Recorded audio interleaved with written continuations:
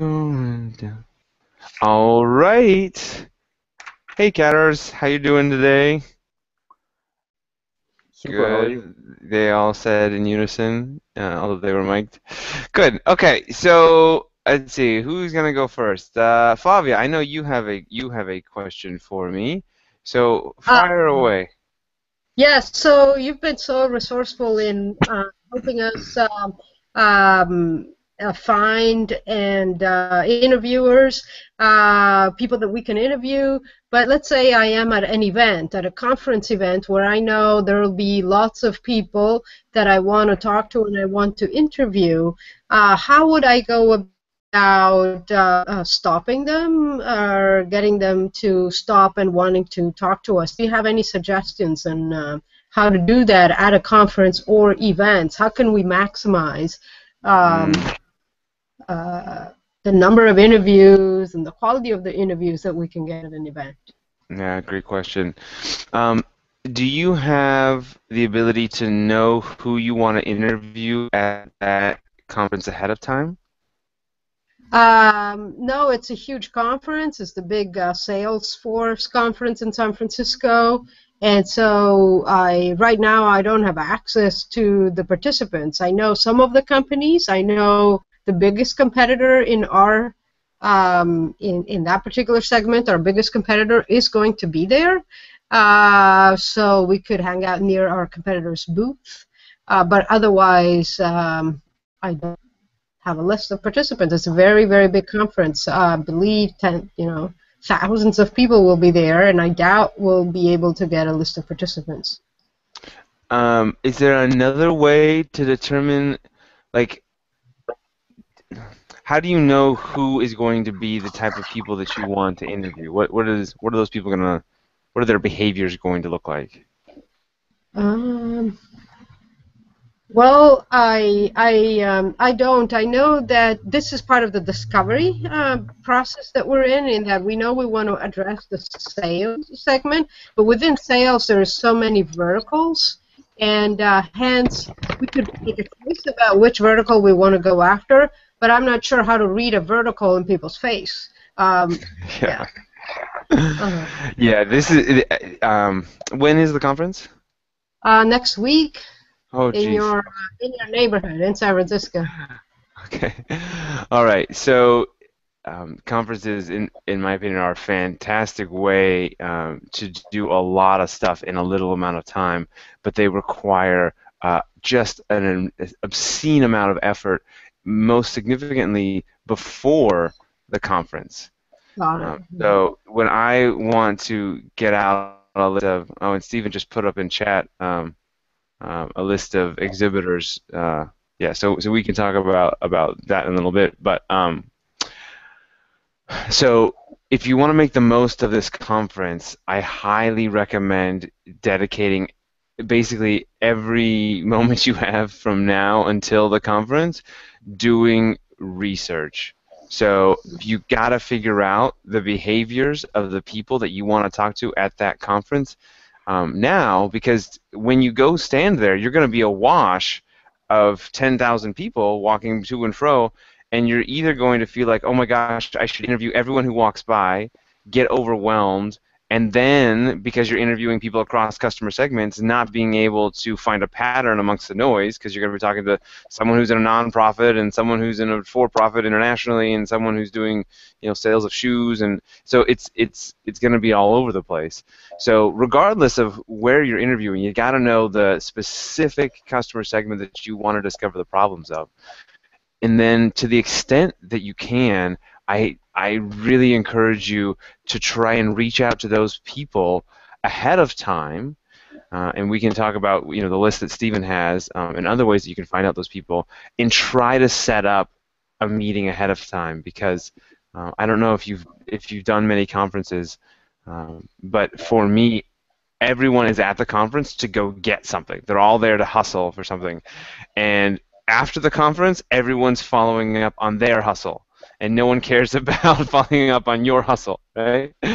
So, so afterwards, you can still play that game, but everyone's trying to do the same thing you are. So I highly recommend trying to get on their docket ahead of time, if at all possible. So, talk to me. Okay, so Steven's got a list of exhibitors. So these are people who are likely going to be at the conference this year. Talk to me about other places you might be able to discover. Uh, Maybe it's not a full list of attendees, but maybe once you've got a list of people that you might want to interview or companies that you might want to interview, how can you determine whether or not they'll be there? I'm not sure. So, for example, right now, we have three different segments we're going after. Conference organizers, small conference organizers. We found them using Eventbrite, Meetup.com, Lanyard. And so we were able to find names and emails, and we've been cold emailing all the conference organizers. And yet, in terms of sales, we'll be happy to target various categories of salespeople, but so far, to be honest, I haven't thought about. We haven't even started interviewing people in the sales segments, and I was hoping that the conference could really boost our effort. But I'm trying to, bootstrap last minute. So Yeah. I'm looking for some. All right. Well, I mean, I think you're right. It can be a huge boost, but only if you get your stuff together ahead of time. At this moment, it feels like you're going to walk in there and you're just going to get overwhelmed, and it'll be something, but you won't. It won't be nearly as effective as if you outline a game plan and say, here are we want to interview representatives from these 100 companies, or these 100 people is even better, right? And Steve's putting some awesome resources in the chat. Thank you. And that's the kind of thinking that I highly recommend, because people are gonna, if just like you might be tweeting out, or you might be talking to friends like, hey, I'm going to this Dreamforce conference, right? And they want to hook up. They got their hustle on too, right? And so they're going to be out there possibly tweeting about it, putting on their Facebook page, putting on their LinkedIn profile. So they're going to be sharing if they're going to be there, most likely, because they want to talk to people too. Got it. So step one, figure out who it is there that you want to talk to. Step two, or figure out the type of customers you want to talk to. Step two, figure out which ones are going to be there. And step three, make a plan to actually have conversations with them. And then if you can, do it while you're there, while you're at the actual conference. And then step four, be really careful about interviewing any Joe Schmo that walks in front of you, because it's going to get overwhelming and it's going to be really confusing. So you can do it, just be really careful that in your brain and on your notes that you keep it totally separate, and you say, this was some random one. Like, we really want to focus on these guys over here. Thank you. Sure. Thank you, Steven. Sure. Yeah, thank you, Steven. That's awesome. All right. Yeah, Steven, for your awesome assist there, do you want to go next? I'd love to go next. Can you hear me? Cool, man. How can I help? So I've been doing a lot of customer development calls with VPs, senior VPs at commercial lenders for a product that I'm considering building. And I've been using your B2B questions, and they start off with, what's your role and can you describe it? Okay. What I'm finding with that is that most of the time, by taking that approach, they want to go very broad and give me their opinion and at least description of the industry as well. And so it takes a long time to kind of funnel them back to, the intention of my call is to be able to understand if there's pain in their day-to-day working environment that I could build a solution for. Mm-hmm. And getting them funneled back to it is one of my main challenges, because they're great at answering a lot of questions about the functionality of their job and their metrics in their job, but getting them to explain pain. And since they're at a high level, they also have a tendency to be very optimistic. Everything's rosy, or it's things I can't control, like the government and accounting practices and things that are just not within the scope of what I would try to build. So I'm trying to find that earlier way to interview them to get that out of the to dominate the interviewing process or time. Interesting. So, so after the success part of the interview script, what does success look like for you? Do Mhm. you follow that up with what's the hardest part in achieving that success? I do. I would say that from what I've seen so far, the majority of them will say it's people, regulations, the economy. Um, Very few will give me some tangible things that you could kind of dive into deeper with. Now, my suspicion is that what's happening too by talking to them, that they are not the right customer in the end. Hmm. They're so high, and what they would want or what they're talking about is so much more um, higher level than what I would really want to try to initially enter the market with. That qualifying them, I think, is a little bit of it. But they also provide a wealth of information about. It's a two-sided market, so without them, you can't really deliver a complete solution for anyone without their participation or at least input. So, Mm-hmm. Mm-hmm. All um, right. So it feels like the question is, are we asking the right questions? yes. And if we are, then what does that mean? And if we aren't, then what should we do instead? Hmm. I Yeah. feel like, right? Yeah. On the B2B side, there's been a really great thread on the Facebook group talking about like what the hell is going on these B2B interviews, because a lot of people are getting similar results in that they're getting the conversation, and then the conversation isn't really producing a wealth of problems that people are having. Um, and two things have come to mind. I just did one of these interviews. It must have been last Friday, and man, if I didn't get just a pile of problems. Like I got really good stuff. Now, I might have cheated. I had never met this person before, but I had a super warm intro, and I had sort of baked in because it was talking about lean startup stuff. So I had street cred already, right? Hmm. Hmm. Um, so one of the things that Jared had mentioned, and I hope he contributes, and if not, maybe we can shoot him an email. He had mentioned that what he's starting to do, based on a workshop that he went to, is have set up multiple instances to have conversations where something about his second conversation with someone, they're ready to open up. The first time around, they're not, and the second time, they are.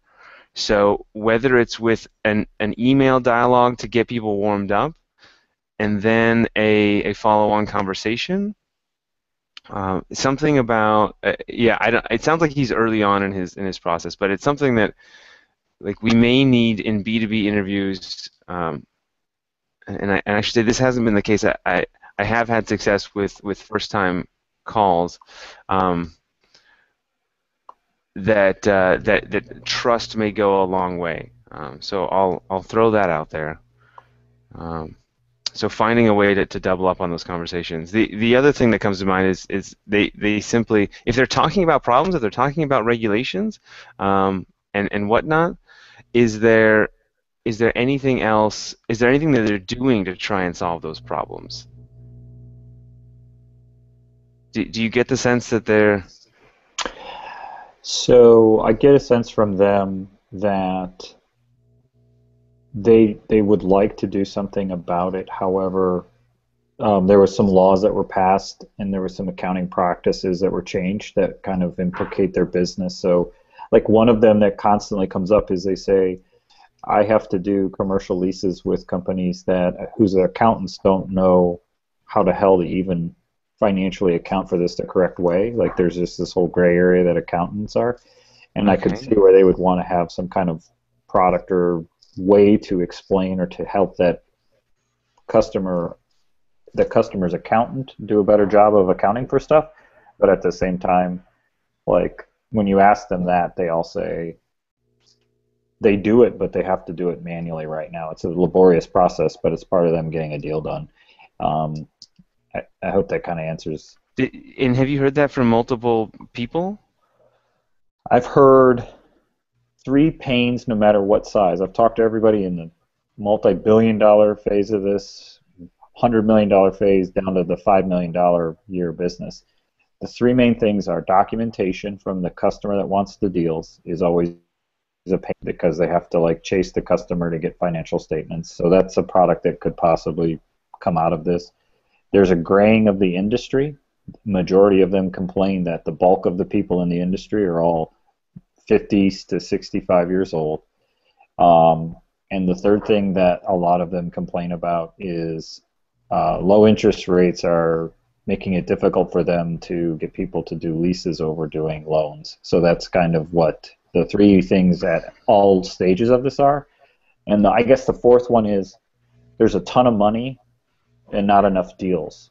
So they all say that I would love to lease out, I'd love to give more money out, but there's just not enough deals. There's just too competitive right now. So they're all looking for more deal flow. Now that I've talked to everybody that leases everything from ocean liners down to computers for the local small business. So it's that volume of it is different for each guy, but that's in essence what I've heard. That's consistently across the board. Yeah. Well, I don't know to what extent they're actively trying to solve any of those problems, and that's really what we're looking for. But it's a fantastic list of problems. Like you're doing it. Like you're discovering their real problems. Now, sometimes I've had people ask me, I must not be asking the right questions because I'm not getting the answers that I want. Right? Like they're not saying that this is the problem, and that's the whole point of the interview. So I'm not sure that you're not doing it perfectly. Like you're getting great answers, it sounds like, if what they're telling you they're actively trying to solve, right? If they're sort of staying up at night and they're like, I wish documentation was easier. I wish I'm trying to search for new deal flow. If they're actively trying to search for new deal flow, that's it. You found the problem. Mm-hmm. It just may not be. But I think that is the problem that you're trying to solve, right?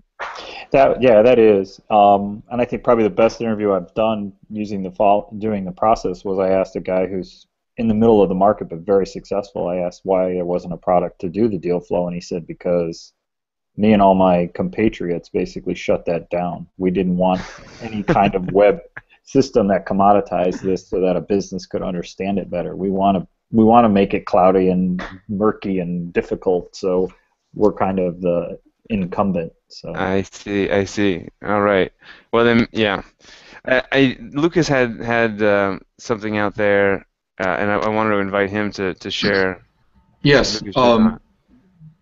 I sympathize with the feeling because I was talking to B2B people, and they were giving me this lukewarm response where nothing seemed to be a real problem, and nothing seemed to be something that I could make money out of, until I switched to the B2B script that Justin has. But the challenge there was to realize that despite of asking questions about what is success for you, when was the last time, give me an example, what were the roadblocks to achieve it, and so on and so forth, there was still this high-level type of conversation where people weren't ready to give me a real painful situation. And mentally, I had to totally leave on the side what I think are solutions based on other conversations I've been having. And I'm jumping out of my chair because on Friday I got a good conversation, and then again on Monday, and then on Tuesday corroborating this. But my understanding is that if it's purely discovery, you go through those questions. They're such a broad question, and there is a reason for that. And you don't want to go and start testing what you think is a problem in the industry. And it's a fine balance. That's one thing. The other concept that I find very helpful came from somebody who is doing business development in the industry, already selling to B2B, so type of already, kind of like already dealing with the monster of lukewarm responses and people only looking after their immediate problems. They don't think about what could change in the industry, and therefore they are not receptive to a product that will be created. And the concept I gained from talking to that person and getting material and reading some material is that maybe what you want to filter out or add in this is you want to be talking to innovators. And part of the people you're going to be talking to are not innovators per nature, and therefore this is not the people who's going to be your first buyer because you're offering a new product, and regardless of how much you put sweeteners around it and you don't want to show yourself as a first time ever doing this, it is going to be a new product. So in that conversation, maybe when these people is not responding to your questions and they start giving you lukewarm responses and I don't even want to dive into details with you, maybe this is not the guy who's going to buy ever, and that's a good filter, that they will fall apart and you don't follow. I thought it was very helpful to me because I went from total discouragement of I'm not doing this right, I'm not talking to the right people, towards finding, okay, this is supposed to happen. This is part of the conversation. I'm only supposed to be talking and reaching out to the innovators who will be first adopters. So people who is used to do it one way or another and they don't want to open up and give problems, fine. I don't want them to be talking to me 6 months from now trying to convince them to do something they don't want to do. Awesome. Cool. Thanks for that, Lucas. I think that's great. It's a really, both of those are very interesting points. Okay. Well, Lucas, do you want to go next? Sure. I kind of have it so as I said before, I'm starting to hear things in my conversations and I'm starting to believe there is a real problem. And it's extremely exciting because I've been spinning my wheels here one way or another in different places of this swamp of customer development for a year and a half, 2 years, whatever. So the thing is, how much more corroboration, proof, signals until I say, okay, I'm not doing discovery anymore. Let's start talking about problem solving, and let's start talking either to new people with the same profile, asking them if this would solve a problem they have, and or going back to the originally interviewees and now change the conversation and say, man, this is much more focused now. Would you buy this? Or how do you go about it? So I'm in there in the intersection. I don't want to do it too quickly, jump on the conclusion that this is a problem. Mm-hmm. But on the other side, how much more do I need to go? Keep on gathering information. Yeah, great question. So what do you think? Like, when do you think it's time to move from finding early adopters to optimizing your message?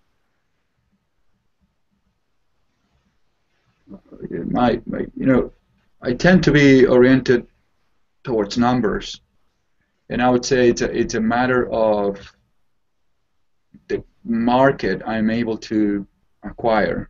So if it is one customer that wants to buy this and he or she will give me enough revenue, as opposed to 100 that will give not generate the revenue, I will go with one customer. But I'm not sure that's the right way, because that's not creating a platform, that is just creating a custom solution. And then I stop and think, do I really care? I'm generating revenue. Yeah, right. So it's very hard to answer. I don't know, because I'm talking to suddenly I started talking to people that are part of big organizations, McDonald's, Denny's, Arby's, huge franchisors. Okay. So for my revenue, my solution, if McDonald's buys and pays, that'll be good revenue already. In replacement of the McDonald's of the world, I might have to capture 50 franchisors that will not be even 50% of their size. So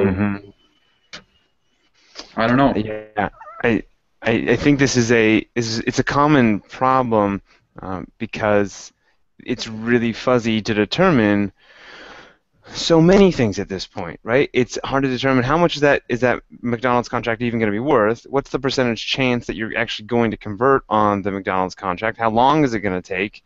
Like, so there's a bunch of things to consider. Plus, hey, this whole platform versus, I just, I just need enough money to pay me, right? Like, where do you want to build?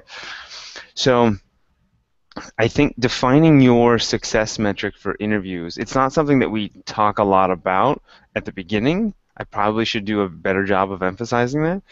But I think it can be really helpful to determine when it's time to move on. And I think there are two potential ways that you can determine whether or not you're ready to move on to the next phase. One is this notion of a success metric. And I wrote a real nice long comment in the Facebook group about success metrics, and I should really put it on. I don't know. If only I had a blog, maybe I could put it up there. And I don't know if you've seen it. Have you seen that one? No, but what you're talking about, success metrics, I think rings a bell because of some other book I read. But being part of the hypothesis I'm testing, right? Exactly. If 3 people out of 5 mention this problem as the number one, then I would claim it's a success, and then I move forward from discovery to this, and it's just, a made-up rule, if you will. But as opposed to have no rule, it's better just to have something out there. Yeah. So success metric. Here's the post, and I highly recommend everyone take a look at that post. It should pop up in the chat. There it is. Yep. Take a look at that, because that's going to help you walk from your ultimate success criteria. And if your success criteria is, look, $9,000 a year, if I can do that, I'm winning. And then you can sort of back into your actual success metric. So you say, I need $100,000 a year, which means I need to win a contract for $150,000 or whatever to take care of expenses. And that means that I need to put out, the chances that I'm going to get one of these contracts on a B2B is I need one out of 5, letters of intent to convert, which means that I need to have 25 sales conversations to get those 5 letters of intent, which means that I have to have X out of Y people saying they have this problem. Yep. Okay. Right? Okay. And that can help. So that's one way to do it. And the other way is, if you're hearing the same thing over and over again and you're getting bored, then you can stop interviewing. Hold on one second. So if you're sort of ad nauseum, you know what the person's going to say next, and you're not learning anything new, you can move on. I'm not in situation number 2. I only heard it out of 11 conversations 3 times, but those 11 might not be the right, it's not the same people talking over and over. It's different people from the ecosystem. So if I go and scrap those numbers, it might be 3 out of 3 or 4 out of 3. So I'm not there yet. I'm not tired of hearing the same thing. Now, here's another wrinkle. When I was in a conversation yesterday, and this person from McDonald's mentioned this, he actually, there must be something I said during the conversation, even though I try to keep it very broad, something triggered in his mind the following. He said, but if you build this solution, I'm sure McDonald's will buy it from you because they've been, it's like, oh, if you can sell it to many other people. And I'm like, how do I get out of the conversation, the solution? I just want to, so I prevented myself from good conversation, but internally it was like, yes, somebody's saying they will buy it from me. So like, can I go and celebrate now, right? Right. So just a side note. That's a fantastic sort of gust of wind. That's a great thing to hear and to help motivate. I think you're treating it properly as like, okay, this is great. This is not time to go out and make something happen, but it's it's something that's a great piece of advice, and that will happen if you're on the right track. Because what people do, I don't know if you've ever been interviewed, But when it happens to me, I automatically start going into problem-solving mode. Mm. Right? You start talking to me about my problems, and then all of a sudden I'm focused on it, and I'm wondering, you know what? How would I go about solving it? So this is great that when primed with this problem, he's thinking about, oh gosh, if someone would do this, I could definitely imagine us. So it's a signal. It's good. So I would count that as check. You've got one potential early adopter here. Let's go find some more. Yeah. Okay.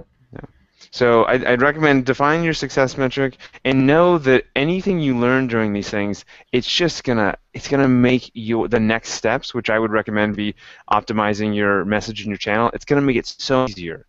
So as long as you're learning something new, it's not wasted time, because the next step is going to be sending out cold emails to these people, and the better you can understand the language they use and the problems they have, the higher conversion rate you're going to get on your cold email. Yep.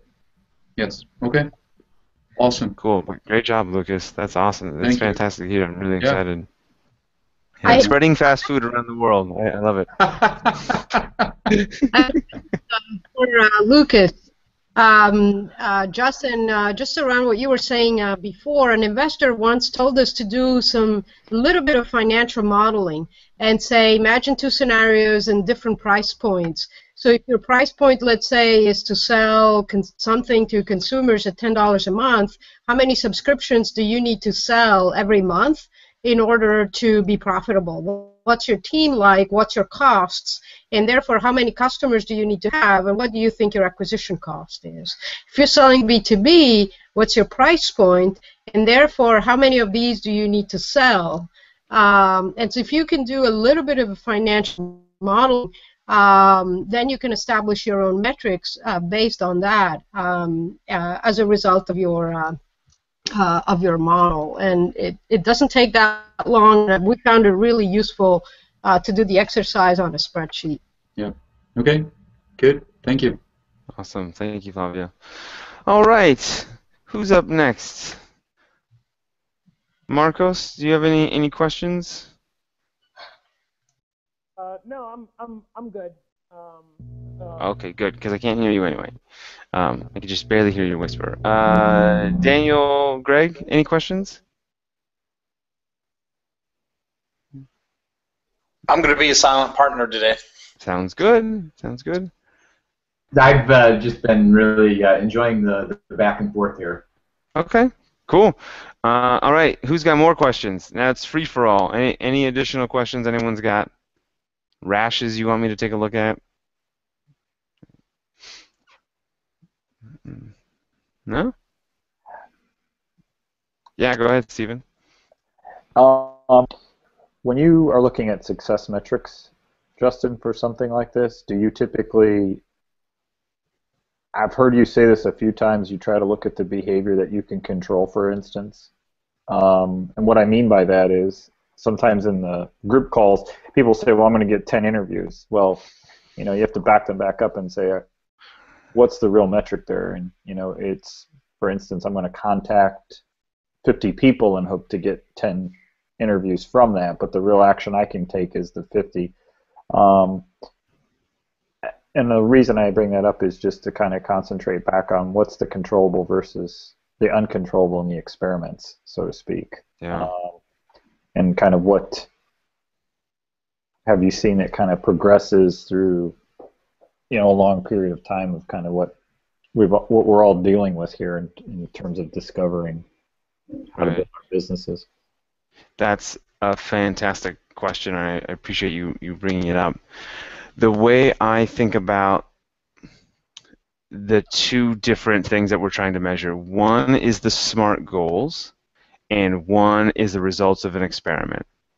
So maybe let's try an analogy. Let's say that we operated a lab, like a science lab, and we would say, okay, I need my laboratory tester people, I need them to have a certain level of productivity in order to pay them, right, in order to get our experiments done. So I'm going to say, you guys have to test 100 Petri dishes this week, right? And that's the thing that you can control. That would be like the SMART goal. Now, the percentage, in order to build the vaccine for cancer, we need 15% of those petri dishes to meet some sort of validation criteria, right? We need 15 of them to burst into flames when we open it up and put some chemical into it, right? Now that's the success metric. That's the thing that we can't control. But it's the thing that represents the reality of the world. And so it's really good that you're asking this question, because they are two totally different things that we're measuring. One is we're measuring, what are you going to do? Like, what's your productivity going to be, and how can we measure you as a founder being productive? And the other is we're measuring what's the reality of the situation. What does the real world look like? And based on that result is what we will determine where our solution will go, where our vaccine will come from. Does that make sense? The difference between the two? Yeah. Yeah, it does. I think, like you're saying, one's what you can control, and one's just what's going to actually be the outcome, and that's just a function of a lot of things, that some are controlled by you and others aren't. So. Yeah, and I wonder. We haven't been doing cats that long. I think it would be interesting to understand. For me, failed experiments, they suck. Like, there's no two ways about it. I get mildly depressed whenever I have a failed experiment, no matter what. Like, I've been doing this for a while, and it still sucks. It sucks so bad, even though I know it's what I should be doing and all this kind of stuff. And I hate it. But I wonder if this combination of, well, at least I was doing what I should be doing. At least I achieved running the experiment. Does that take the edge off? I feel like the answer is probably no, but I kind of hope it's yes, because it's one of the big problems with this experimentation stuff, is that it still sucks. It still hurts a lot when something fails. Yeah, and I think the biggest thing is going into it with the idea that, like you mentioned very early in this conversation, you want to be able to validate your own assumption. And 9 times out of 10, that's probably not going to happen if you're not really speaking and gathering the data. So it's not really a failed experiment in terms of, it's also a failure if all you do is try to justify your preconceived idea. So don't build stuff people don't want. So right. Yeah, no, it's pushing off the failure. It's a lot easier to push off the failure and say, they're not answering the questions properly, and then keep going, than it is to reconcile that. Darn, I might have failed already. And, a failure now hurts more than a failure in the future. So maybe I feel it in a different way, because I built something that then I spent a year and a half trying to sell, and that totally cured me. Burned me so badly with building things without clients writing checks before I line and code something. But what I feel is a total anxiety towards finally finding something that people want. So I, the feeling is not, oh, they don't get it. Is okay, they don't get it. That's great. I prevent from burning myself again. But do they care about anything? What is that? I want to build it now, Yeah, isn't it crazy though that we get this perspective, and I love where you're coming from. I share it, except that I have such a bad memory that I forget how badly it hurts to build something that no one wants, and so I keep doing it over and over again. That we become these incredible servants of our customer segment, where we're just like, tell me what you want. Like, what do you want? I'll build it, right? And that's exactly where we want to be. Now, if we can just, I'm looking forward to the world where people understand this, and they understand what a customer development interview is, and they recognize that basically, I've got a consultant here. I've got a free consultant who's willing to go build something on a whim at my disposal, and I don't think we're quite there yet, but I hear you, man. That's a fantastic perspective to have, that I'm at your beck and call. What do you want me to do? And I'll do it. And I think that's going to serve you well. And it sounds like it's starting to. Cool. Any other emotional stuff we want to talk about? By the way, like this is one of my favorite topics, the emotional intelligence it requires to be a founder. So if anyone's got issues here, I'm eager to discuss them.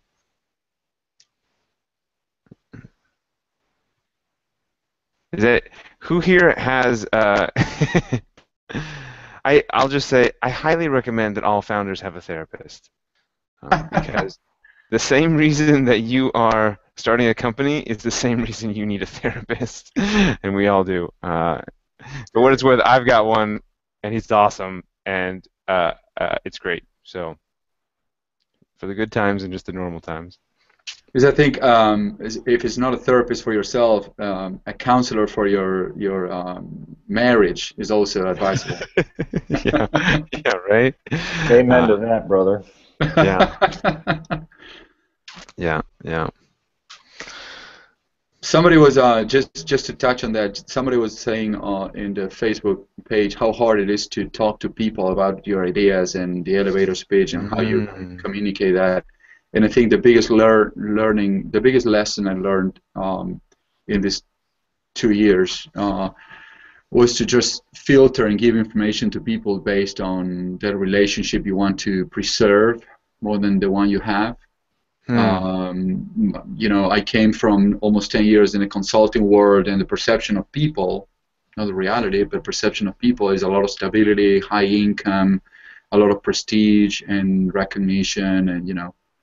And suddenly Lucas leaves that world, and what is he doing exactly? And you get all sorts of puzzling faces in front of you, friends who used to be very supportive at every level suddenly becomes skeptical, and at some point it hurts until you realize that certain people is built to handle the uncertainty that you just jumped on. Certain people is also ready to realize that it's your life and not theirs. You know, in friendships, it's a fine line, not that it's blurred, and that's sometimes what friendships are for, right? You ask for support and emotional support from people, and that blends a little bit the lines. But I found it as some people were able to handle a conversation for me, having like, I'm not ready to answer your questions. Don't ask them because you're risking, me not talking to you for several months. So don't ask those questions anymore. Other people, I know that if I have the conversation, they're gonna feel so pushed away that they're not gonna talk to me anymore. So I go with everything is okay, everything is okay. And funny enough, after 9 months of me communicating everything's okay, they come to the realization that I'm just lying. Okay. But the alternative to that is worse, so we just continue with the everything is okay, don't worry, if I crash and burn, I'll let you know. So I think it's a very interesting side, right? It's like we are focused on business, marketing, concept, and so on and so on, but the emotional side is as important. Yeah, it's really interesting you bring this up. And I don't have any sage thoughts on these things, so I'm happy to just like throw it out and hear what other people think. I'm reminded of a conversation I had in a taqueria up in Seattle. A friend and I, we had both left Microsoft, and we had both started our companies. His was a competitor to Dropbox, and was and still is doing really well, and I was working on Nimbus Health, which at that point had imploded, and we were both back up in Seattle, and we met a former coworker in this like random taqueria in Seattle, and the guy asked me. He's like, hey, what are you up to? And I was like, oh shit, like my company just died. Like it's all in flames. Everything's horrible. I'm fucking broke.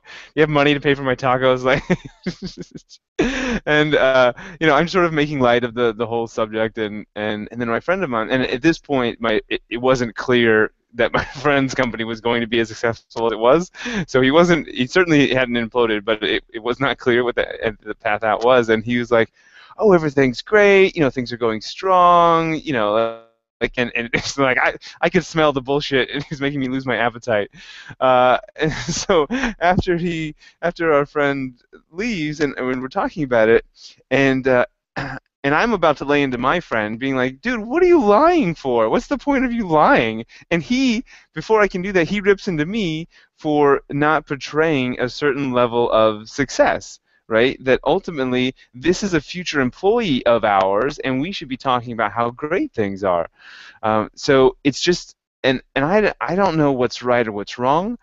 So I'd love to hear what you guys think, but it's definitely two different mentalities. One is sort of putting on this air and this show that, dude, we're fucking crushing it, and you need everyone to love what you're doing because you're going to raise money and you're going to get press.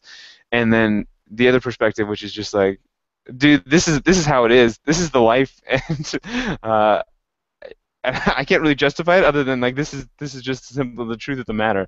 Yeah. What I think about it is, I left my other job for a number of reasons, and one of them was this permanent perception or attempt to portray success at all costs and levels and in every given point of time, right? Like your friend saying, you know, if you're not having it, just portray it because in the future we might need to hire him, or he'll refer us to an investor, and always thinking in that positive way and assertive way. Mm-hmm. That's very helpful. But me personally, I know myself, and if I build a company around those concepts and values, I would just not like myself very much. I see. So I much rather go with this is the way Lucas approaches things. I'm overly analytical. It's a weakness in me. If there is a problem, I'll tell you in your face, and there's people who feels overwhelmed and wants to run away, fine. But eventually, when I build this, I'm going to find myself with 5 people, 10 people, 15 around me that can handle the way I work. And I know I'm going to be living a fake type of environment because I portrayed for the last 5 years that I'm somebody who I'm not. Mm. It's pretty tough when you don't have the revenue, when you don't have the idea, when nothing is working, and you just wonder if you go the other road and everything starts shaking. Right. But after 4 decades of walking this earth, I think it's just, let's do it the way we can handle it, and that's it. Right. Yeah, that's a good call. And yeah, anyone else? Steven, you got thoughts? I think the things that's the hardest part about this is that you've got really 2 separations. It goes back to what you talked about earlier with SMART goals and success metrics, and it's kind of this what I am and what I do. They're 2 separate things, and sometimes as entrepreneurs we have a tendency to mash them both up together. And like you said, you know, you have to define early on like what success look like, either short or long term, and then realize you've got to separate the crap that entrepreneurs deal with that you just have to go through, because that's the difference between being a corporate, you know, guy or girl or doing your own thing. And I think for me the first few years that was never easy to separate the two, and now you got to basically, in my opinion, for your own health, just say this is what I can do in effect, and this is what I can't, and I'm not good at it, find those that are. And people don't like, I think too often we make these decisions, like I see this with other entrepreneurs, that they assume their assumptions are always right. And so when the assumption goes bad, they feel like there's a failure, and then that failure takes over and clouds their decision making. And you have to sometimes just decide that I'm going to test this and see what the results come from it and pivot, right? Like most successful companies started off with something completely different and end up having to pivot. So there's definitely a big separation there. And you got to talk to other entrepreneurs, in my opinion, too, when you're going to really share your dirty laundry. You know, you can't do it with employees. You can't do it with vendors. You know, you can't do it with prospective employees. You got to be careful, like, what counsel you do take, because very few, you know, beat their head against the wall this often. It's a small fraternity that you belong to, you know? Yeah. So I wanted to, I guess, jump in for just a second, because this is just all such a fabulous material here. I've been playing around a little bit with, it's not even my ideas, it's a kind of management guru that I pay attention to. And he, you know, this whole sort of like, you know, I'm sucking air, or, you know, I'm killing it. And, you know, whether you exude or, and I think we all feel that at some, like, you kind of, like, when you're feeling it, you kind of just, connections, you're doing things, and, you know, if you're feeling dirt, you're projecting that, just bad things happen. But, you know, he's, like, coming at things from this, like, he's suggesting we all need to get more in touch with things we're pissed off about. So you're coming at things not like, oh, I'm killing it, oh, you know, I'm on the cusp of bankruptcy. There's this problem, and it just pisses me off. And I may or may not solve it. You know, I hope I do, but, you know, I just really want someone to,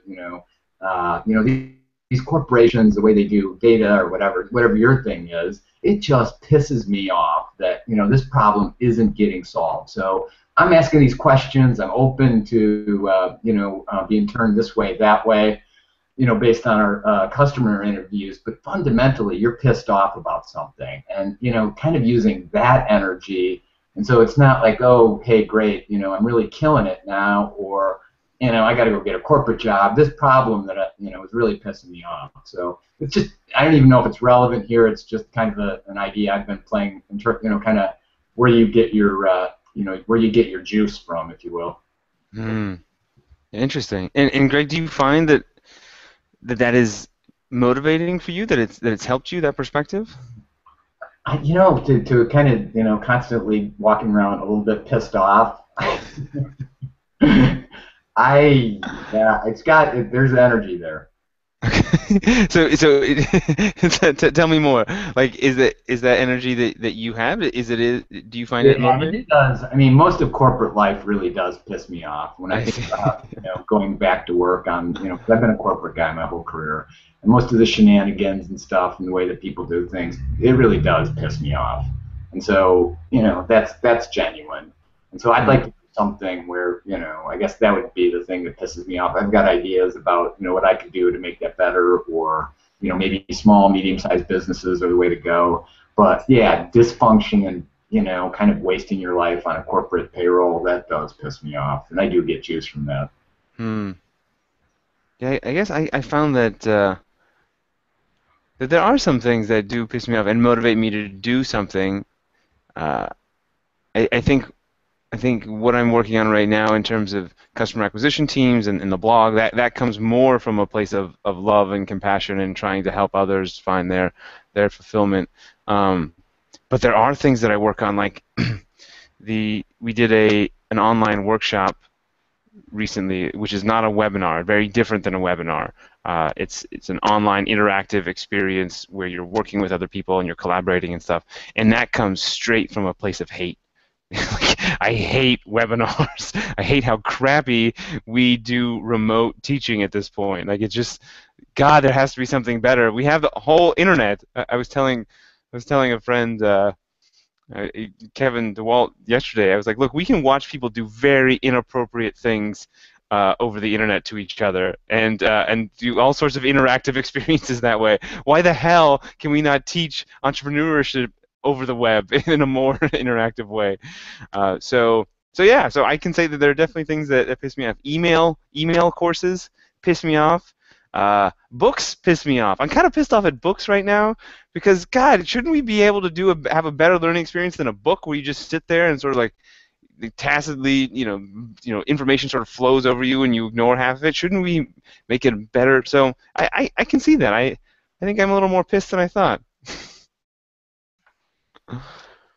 Justin, I had a quick question if you have a second. Sure. I want Flavia to say something, and then fire away, Stephen. Yeah, I just had an observation. I thought about it a couple of times, which is I have feelings people are a little bit something to them, and we, from the moment we open our email in the morning, I feel I'm always targeted by ads, by people who are trying to sell me something. I think that right now people are a little bit overwhelmed to switch from a push model to a pull model. Could we get people to just, could there be a way of classifying Google searches and figuring out what people are searching for?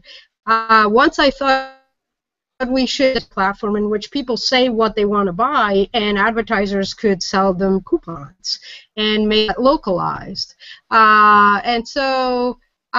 Probably some of the solutions that we're looking for are in changing the way really we're structured a society in which, I don't know, we're all there seen as potential customers for something, and as opposed to, as you were saying, offering people these free consultants that can solve their problems. And I wonder how we could turn that into I don't know, a change maker. It's a bit of a philosophical reflection, but I saw the discussion was going in that sense.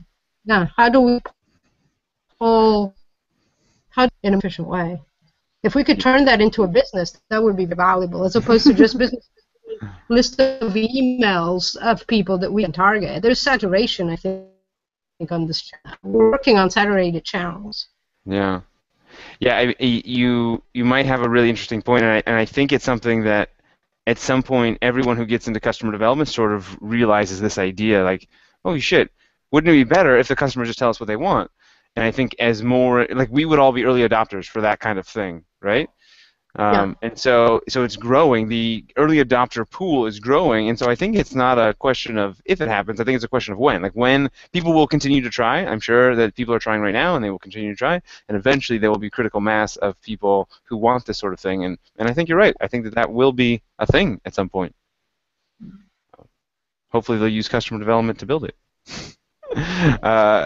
Stephen, what was your question? My question was, and maybe we don't have enough time today, but talking a little bit about, Justin, from what you've seen with either other classes or your colleagues, validating markets more in terms of really doing enough deep research to even pick a market to potentially go after. I've seen a little bit of this discussed in places where, some pretty successful entrepreneurs have even suggested going really deep into looking at businesses and online searching as a way to also validate that there's kind of demand out there to at least start to dig into it. And I haven't seen very much that outside of maybe one or two articles where people really say this is a formula to almost start to look at to potentially go into a market. There was always that old GE philosophy, whatever market we go into, we have to be like in the top two or top three by 5 years in or whatever their metric was. But some really smart growth hacking going on, especially in the Bay Area and up in your area of the country. I just didn't know if you've been a part of or thought of more of like why pick that market in the first place beyond just your own kind of to scratch. So. I'm going to stall for something interesting to say until Marcos jumps in, because I feel like Marcos is going to have something interesting to say. So I'll just talk really slowly until Marcos unmutes himself. Oh, there we go. I'm unmuted. What would you like me to say? I don't know. I thought you might have some interesting insight. If you do, feel free to share it. If not, I can make up something to say. Go ahead and make up something. All right. So I think let me. Lucas, you make up something to say. I made up something. I think that's part of the initial hypothesis and why you want to work in that industry. And yes, absolutely. I heard people with startups, second or third with VC money and Series A, that are saying, well, this time the startup I wanted to build was in the mobile app because the world is going through a revolution in which 3 billion people have mobiles in their hands, and that is where in the next 10 years I want to be. And that was their initial decision, and they only wanted to solve something there, and they just jumped on it. So that's, an approach. The other one is you care about the industry or you care about the problem. I want to be in the health industry because, I want to solve childhood cancer because it personally touched me. And that's what I want to do. And therefore, it doesn't matter if it's $1 trillion industry or if it's just $100,000 emerging industry. I want to be part of that. It's all part of, I think it's initial, it's clarifying. I'd much rather clarify that at the beginning than spending time looking for problems and then realizing that the industry is too small and you had the pretension of selling $5 million and that's the total value of the industry. But deep dive into it, I think, is the way to go before you start doing discovery. So I hear what you're saying, and I think there's something to it, but my sense is that it's all just BS anyway. Anything that you discover at a high level, doing research, total market size, any of this stuff, it's all very business planning in nature, and that means, based off of assumptions which are very likely to be untrue. And so I think there's something that we have a gut feel that maybe we don't want to go after dyslexic albinos as our market size, just because the market's too small. But how do we know where that line is? And for what it's worth, I haven't, not to say that there's not an answer, there is. I haven't seen it. I haven't seen the answer that ties this combination of really valid research with sort of top-down research with bottom-up discovery. So right now, I basically just say, well, fuck, I don't know how to do the top-level research, so I'm going to just do the bottoms-up and see if I can bottoms-up my way to my success criteria. But yeah, great question, because I don't know the answer. But I'm sure you'll be on the lookout. Yeah, someone's going to connect those two dots someday, and I think we'll be able to do something interesting. All right, team. Well, this has been a fantastic session. I really liked just the sort of the open forum discussing, problems out there. That's fun stuff. Cool. Next week, this is very exciting. The famous Kevin DeWalt will be running group mentoring. So if you guys aren't familiar with Kevin, he has been a mentor of mine, and he has taught me a lot, both about customer development, about mentoring, about finding my own way. So he is a fantastic resource. He's also the inventor of So Helpful, the tool that I use to book my calls and Helpful Marketing. So we're going to have a real special treat that he'll be here next week. I will not be. I'm traveling next week, so I will be offline for the week, or at least I'll be on the Canadian internet, which, as we all know, is not the normal internet. There's something funny about everything Canadian. So, all right. Unless there's anything else, I will see you guys. It's a different internet because it has no NSA attached to it. Yeah, right. It's totally unfiltered. That's great. That's only because we've all been flagged now. Thanks, Lucas. Yeah, right. In service to society, they have a backup service, for everything. Yeah, right.